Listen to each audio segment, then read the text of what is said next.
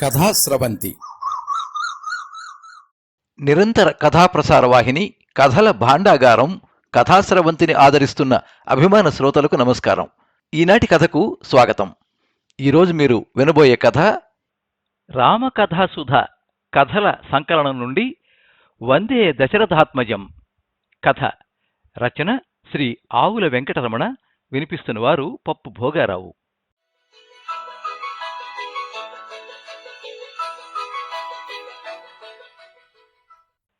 ఆ విధంగా సీతాదేవిని పోగొట్టుకున్న రాముడు లక్ష్మణుడితో కలిసి దండకారణ్యమంతా సీతాన్వేషణ గావించుచూ, సీతాదేవి ఎడబాటును భరించలేక మిక్కిలి దుఃఖించుచూ ఒకచోట నిలిచి నేత్రంబులు జలపాతాలై వర్షించుచుండగా, ఓ వనదేవతలారా, ఓ సమస్త జంతుజాలంబులారా, మీరైనా నా సతిని గాంచలేదా? నా మైథిలిని ఏ దుర్మార్గుడు దొంగిలించినో తెలుపులేరా అని ఆ పరంధాముడు మామూలు మానవమాతృని ఓలే గద్గద స్వరంతో ఆక్రోశించెను.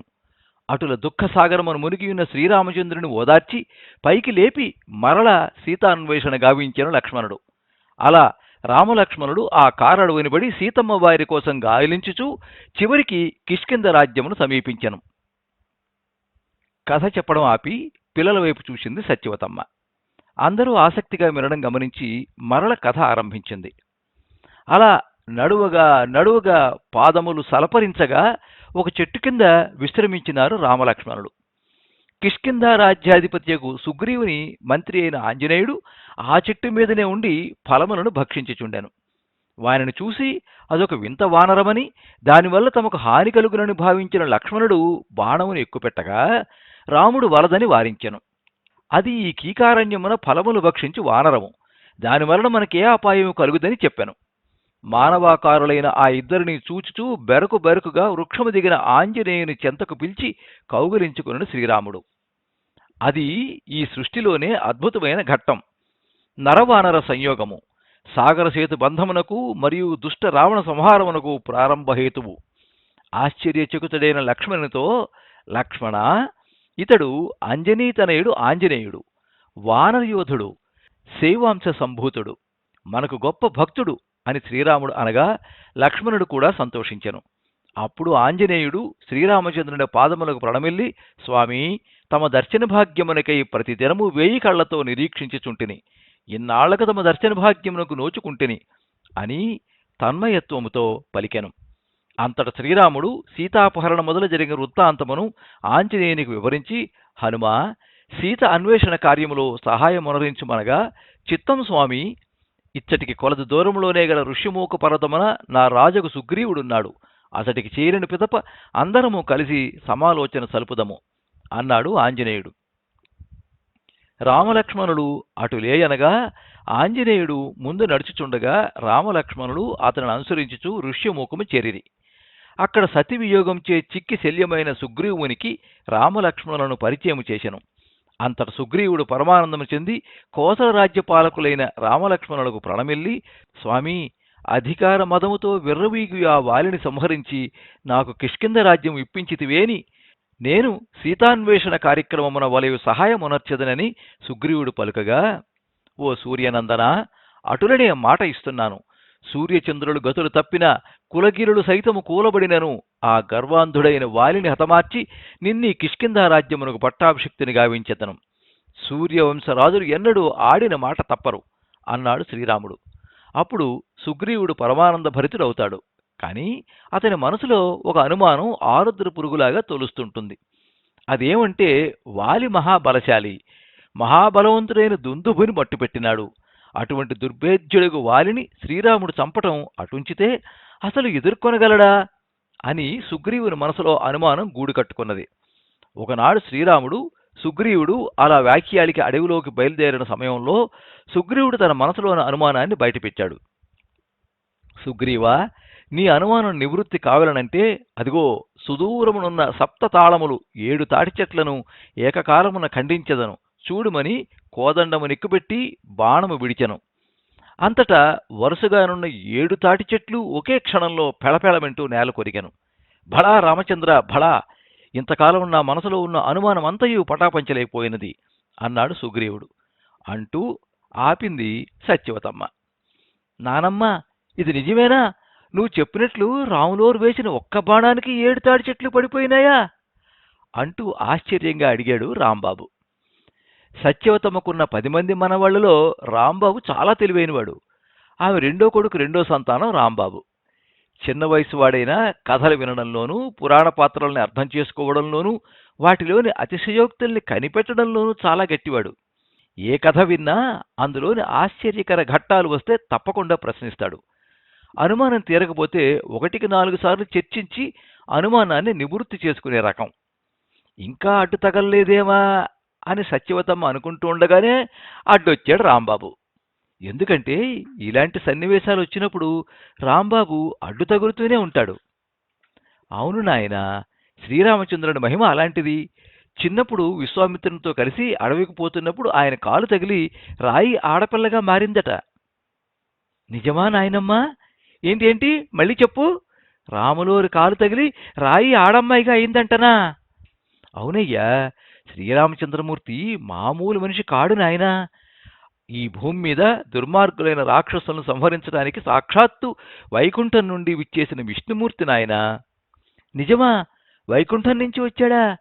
మరైతే దశరథ మహారాజుకి కౌసల్యమ్మకి పుట్టాడని చెప్పేవే? అవునాయనా, ఆ వైకుంఠమూర్తి అంశతో దశరథ మహారాజుకి కౌసల్యమ్మకి పెద్ద కొడుకుగా పుట్టి ఈ భూమి మీద మామూలు మనిషిగా అన్ని బాధలు పడి చివరికి తన భార్యని ఎవరో ఎత్తుకుపోతే మామూలు మనిషిలాగా దుఃఖిస్తున్నాడు. నానమ్మ, ఈ కథ చాలా బాగుంది. తర్వాత చెప్పు అంటూ తొందర పెట్టాడు రాంబాబు. ఏ కళాకారుడికైనా ప్రేక్షకుల లేదా శ్రోతల స్పందన ముఖ్యం కాబట్టి ఇప్పుడు ఇంకా రెట్టించిన ఉత్సాహంతో చెప్పడం ప్రారంభించింది సత్యవతమ్మ. అప్పుడు ఇంక వాలి సుగ్రీవుల యుద్ధం ఆరంభమైంది. ఋషిమూక పర్వతాన్ని దిగి కిష్కింధపురి దాపులకేగి ఒక్కసారిగా సింహనాదం చేశాడు సుగ్రీవుడు. ఒక్క ఉదుటిన వాయువేగంతో అక్కడికి చేరాడు వాలి. ఒరీ పిరికి పందా, ఈ వాలి సంఘాత ధాటి కోర్వజాలక బతుకు జీవుడా అని పారిపోయి ఋష్యమూకం చేరిన పిరికి పందా, మరలా నా చేతి గుద్దులు తిని సావడానికి వచ్చావా అంటూ బుసకొట్టాడు వాలి. ఒరేయ్ పొగరబోత, గర్వాంధకారంతో చెలరేగిపోయి నా రాజ్యాన్ని, నా భార్యను ఆక్రమించుకుని నిన్ను ఇప్పుడే ఆ పితృదేవతల చెంతకు చేర్పించదా అంటూ ముష్టిఘాతంతో వాలి ముఖంపై బలంగా కొట్టాడు. ఆ దెబ్బను త్రుటిలో తప్పించుకున్న వాలి ఆగ్రహంతో పిడికిలు బిగించి సుగ్రీవుని ఛాతీ మీద గుద్దాడు. ఇద్దరూ పోట్లకిత్తల్లా పోట్లాడుకుంటున్నారు. వాలి దెబ్బలకు సుగ్రీవుడు తట్టుకోలేక శ్రీరాముని వైపు చూస్తున్నాడు. వాలి సుగ్రీవులు ఇద్దరూ ఒకే పోలికలతో ఉండటం వల్ల సుగ్రీవుడు ఎవరో పోల్చుకోవడం కష్టమై రాములు వారు బాణం వేయలేకపోయారు.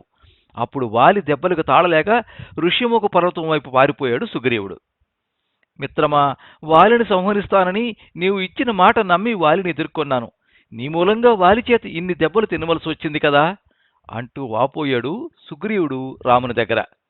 సూర్యనందన, మీరిద్దరూ ఒకే రూపున ఉండడం వలన వాలి ఎవరో సుగ్రీవుడెవరో పోల్చుకోలేకపోయాను అంటూ లక్ష్మణుని పిలిచి ఒక పూలమాలను సుగ్రీవుని మెడలో వేయమన్నాడు.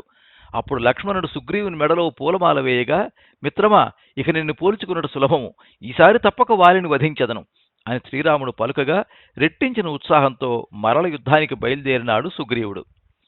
మళ్లీ వాలి సుగ్రీవులు ఇద్దరూ మదగజాల వలె భీకరముగా పోరు సలుపుతూ ఉండగా చెట్టుచాటును నిలుచున్న శ్రీరాముడు అదను చూసి వాలిపై శరసంధానము చేయగా మొదలు విరిగిన మహావృక్షం వల్లే దభీలుమంటూ పడిపోయాడు వాలి. తనను బాణంతో పడగొట్టుకున్నది ఎవరా అని పరిసరాలు పరికించుచుండగా చెట్టుచాటు నుండి రామలక్ష్మణుడు బయటికొస్తారు. రామచంద్ర, నీవా ఈ పని చేసినది? నీకు నేనేమపకారం చేసినాడను?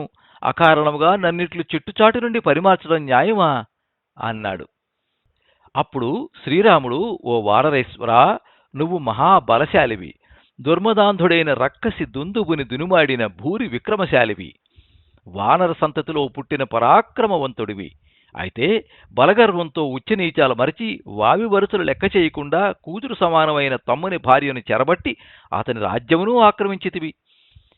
ఇక అకారణంగా హతమార్చానన్నావు కదా, నీ కిష్కింధ రాజ్యం మా తమ్ముడు పాలించే కోసల రాజ్యంలో అంతర్భాగం. రాజ్యంలో అశాంతి, అరాచకం చెలరేగినప్పుడు సరిదిద్దాల్సిన బాధ్యత మా రఘువంశ రాజులపై ఉన్నది. రాజులు జంతువులను వేటాడేటప్పుడు రకరకాల పద్ధతులను ఉపయోగిస్తారు. ఇలా చెట్టుచాటు నుండి మట్టి పెట్టడం కూడా అందులో ఒక పద్ధతి. ఇప్పటికైనా మించిపోయింది లేదు. నీ కుమారుడు చిన్నవాడు కాబట్టి అంగదుడు పెద్దవాడయ్యేదాకా ఈ సుగ్రీవుడు రాజ్యభారం వహిస్తాడు. నీ భార్య తారాదేవి రాజ్యపాలనలో సుగ్రీవుడికి సలహాలనిస్తూ సహకరిస్తుంది అన్నాడు శ్రీరామచంద్రుడు. అంటూ ఆపింది సత్యవతమ్మ. చూశావా నాయనా, శ్రీరామచంద్రమూర్తి యొక్క పరిపాలన దక్షత కేవలం రాజ్యంలో అశాంతికి కారణమైన వాలిని చంపినా అతని కుటుంబానికి ఎలా న్యాయం చేశాడో. వాలి కొడుకు పెద్దవాడయ్యేదాకా సుగ్రీవుడు రాజుగా భారం వహించి అంగదుడు పెద్దవాడైన తరువాత వాలి కుమారుడికే రాజ్యం చెందేటట్టు చేయడం శ్రీరాముని యొక్క న్యాయవర్తనకు నిదర్శనం అన్నది. సరేగాని నానమ్మ, రాములోరిని అందరూ రామచంద్రుడు అంటారెందుకు? చాలా రోజులుగా మనసులో నానుతున్న ప్రశ్నను సంధించాడు రాంబాబు. ఎందుకంటే రాముల వారి ముఖం ఎప్పుడూ పున్నమి చంద్రుని వలె ప్రకాశిస్తూ ఆ తేజస్సు పండు వెన్నెల వలె ఆ ప్రదేశమంతా వెదజల్లబడుతుంది. వాల్మీకి మహర్షి తన రామాయణ కావ్యంలో రాముల వారిని వర్ణిస్తాడు. శ్రీరాఘవం దశరథాత్మజమప్రమేయం సీతాపతిం రఘుకులాన్వయ రత్నదీపం ఆజానుబాహుం అరవింద దళాయతాక్షం రామం నిశాచర వినాశకరం నమామి. అంటే శ్రీరామచంద్రుడు రఘుకుల వంశంలో వెలుగుతున్న మణిదీపమని అర్థం. ఇంకా ఆజానుబాహుడు అంటే రాములు వారు నిలబడితే ఆయన చేతులు మోకాళ్ల దాకా ఉండేవట. తామర పూల వంటి కన్నులు కలవాడని, రాత్రి వేళలందున సంచరించే చీకటి గ్రహాలనే రాక్షసుల్ని సంహరించేవాడని ఆయన చెప్పాడు అంది. ఇంకా చెప్పునానమ్మా. శ్రీరాముని గుణగణాలు తెలుసుకోవాలని ఉత్సుకతతో అడిగాడు రాంబాబు. పడుకున్న పిల్లల్ని ఒకసారి తేరిపార చూసింది సత్యవతమ్మ. దాదాపు అందరూ నిద్రపోతున్నారు, ఒక్క రాంబాబు తప్ప. వాడి ఉత్సాహం మీద నీళ్లు చల్లడం ఇష్టం లేక కథను అందుకుంది. ఇంకప్పుడు సుగ్రీవుడు తన సైన్యంతో భూమి 4 వైపులా వెదికించగా కిష్కింధకు ఆగ్నేయ దిక్కుగా సముద్రంలో ఉన్న లంకలో రావణుడు సీతమ్మ వారిని బంధించాడని తెలిసి వానరసేన సహాయంతో సముద్రంపై వారధి నిర్మించి యావత్ వానర సైన్యంతో రామలక్ష్మణుడు, సుగ్రీవుడు, ఆంజనేయుడు, అంగదుడు, జాంబవంతుడు మొదలుగా గల వానర ప్రముఖులంతా లంకా పట్టణం దాపుకు చేరారు. ఆ లంకా నగరం మీదుగా వీస్తున్న గాలి సువాసన భరితమైన వాయువుల్ని మోసుకొస్తున్నందున వారి మనసులు ఒక అచంచలమైన మధురానుభూతికి లోను కాగా లక్ష్మణుడు రాముడితో ఇట్లనెను. అన్నా, ఏమీ సువాసన భరిత పరిమళము! ఈ మందగమన మలయ మారుతము మనసుకు తాకగానే ఏదో తెలియని అనుభూతికి లోనైతిని. ఇంతటి గొప్ప నగరం వీడ మనసు రాకున్నది, కావున ఇక్కడే శాశ్వతముగా ఉండిపోదామా అన్నాడు హాయి గూర్చిన మనసుతో. అప్పుడు శ్రీరామచంద్రుడు, తమ్ముడా వద్దు, జనని జన్మభూమిశ్చ స్వర్గాదపి గరీయసి. అంటే మన తల్లియు మనం పుట్టిన ఊరును స్వర్గము కన్నను మిన్నయని శాస్త్రంబులు ఘోషించుచుండ నీ మనసుని ఇట్టి కోరిక కలుగుట విచారము అనెను. తరువాత శరణుచొచ్చిన రావణుని తమ్ముడైన విభీషణునికి అభయమివ్వడం, యుద్ధరంగంలో ఎదురుపడిన రావణునితో ఈరోజు పూర్తిగా అలసినావు, ఇంటికి పోయి రేపు రమ్ము అని పంపించడం, ఇలా శ్రీరామచంద్రుడు పలికిన పలుకు, నడిచిన ప్రతి నడక ధర్మసమ్మతమై వెలసిల్లింది. చివరికి ఇంత కష్టనష్టాలు కోర్చి రావణుని సంహరించి సీతమ్మ వారిని సమీపించిన శ్రీరామచంద్రుడు సీతమ్మను చేపట్టలేదు, అగ్ని ప్రవేశం చేయమని కోరాడు. ఎందుకంటే చాలా రోజుల పాటు లంకలో ఉన్న సీతమ్మను చేపడితే లోకులు నిందిస్తారని. ఇంకా రామో విగ్రహవాన్ ధర్మః అన్నాడు వాల్మీకి మహర్షి. చెప్పింది సత్యవతమ్మ.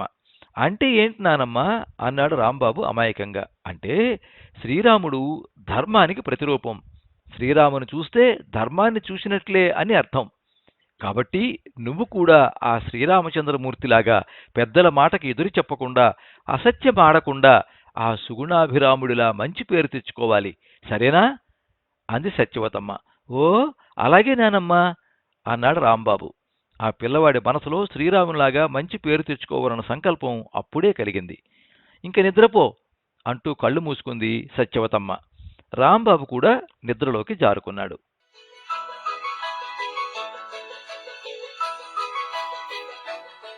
మీరింతవరకు వందే దశరథాత్మజం కథ విన్నారు.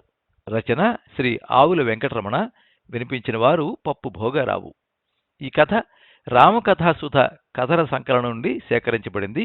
సంపాదకులు శ్రీ కస్తూరి మురళీకృష్ణ, శ్రీ కోడిహళ్లి మురళీమోహన్, శ్రీ కొల్లూరి సోమశంకర్. ఈ కథ మీద మీ అమూల్యమైన అభిప్రాయాన్ని కింద కామెంట్ బాక్స్లో రాయండి.